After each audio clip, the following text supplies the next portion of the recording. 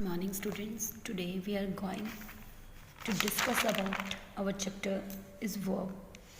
In the last class we have to done the meaning of the verb. बेटा last class में हमने verb के meaning के बारे में बहुत अच्छे से पढ़ा था. आज हम इसके काइंड्स के बारे में पढ़ेंगे.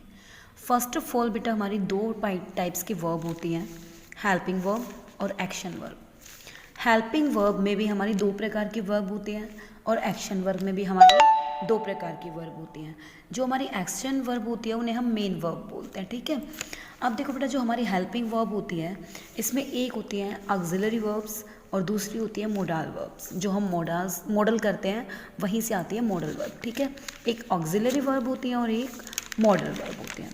अब एक चीज़ और ध्यान करेंगे बेटा, जो हमारी ऑक्सिलरी वर्ब्स होती हैं ये तीन होती हैं, डू, बी और हैव.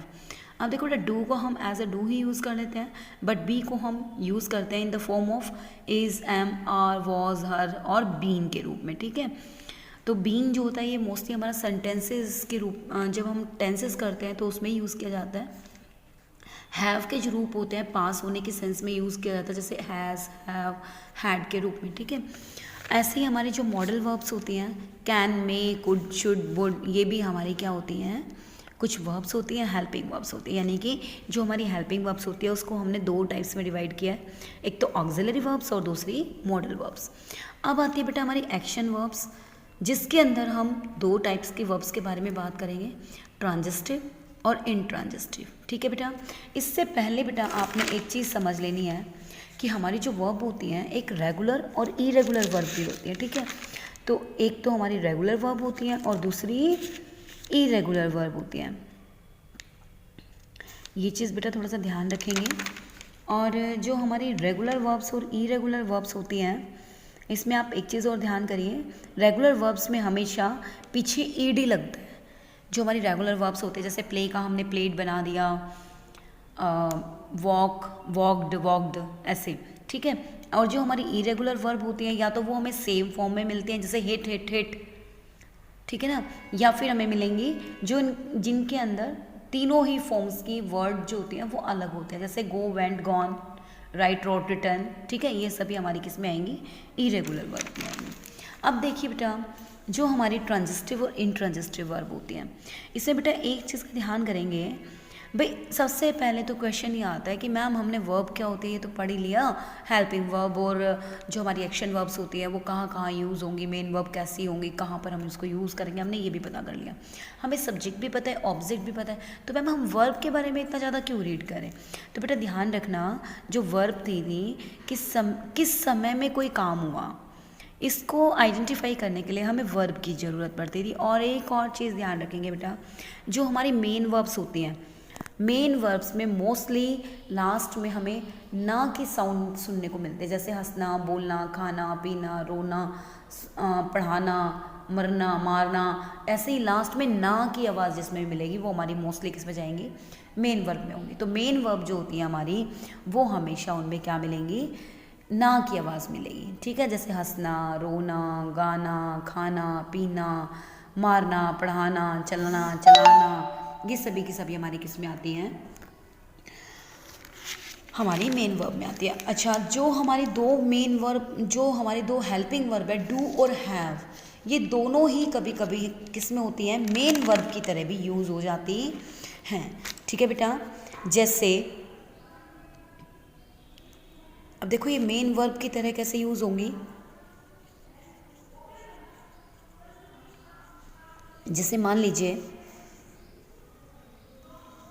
आई डू, मैंने करा, है ना, तो ये कंप्लीट है.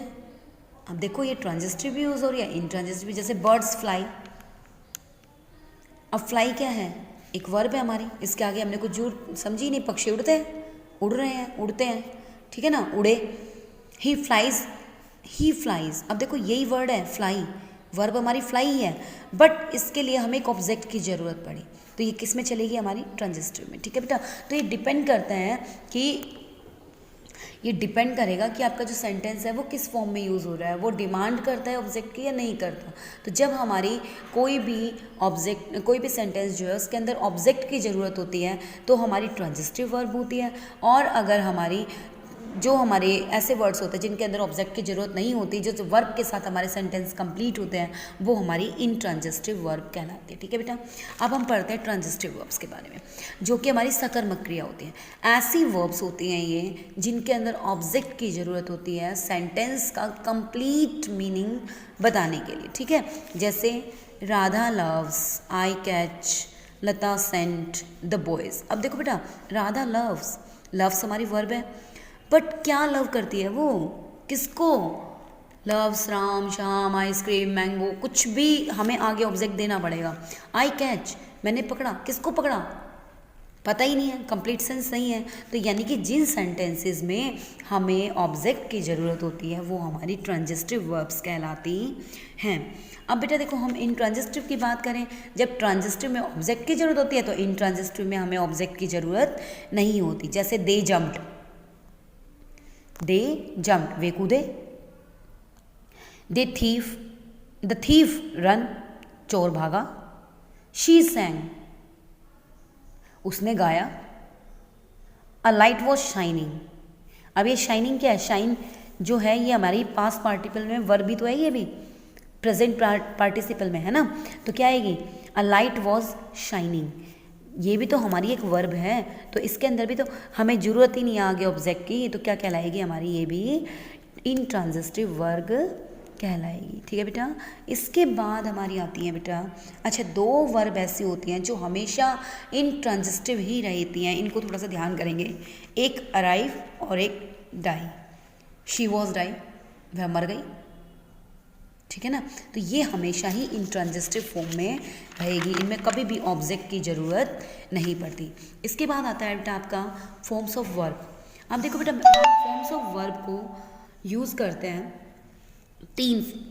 मोस्टली इसकी हम 3 फॉर्म यूज़ करते हैं, बट कभी कभी हम प्रेजेंट पार्टिसिपल का भी यूज़ करते हैं जिसमें आईएनजी का यूज़ होता है। जैसे कि अभी मैंने एक सेंटेंस में किया था, अ लाइट वॉज शाइनिंग, तो ये आईएनजी जो है ये पास्ट जो हमारी प्रेजेंट प्रिंसिपल होते हैं उसी के पार्टिसिपल होते हैं, इनके अंदर ही यूज़ होता है।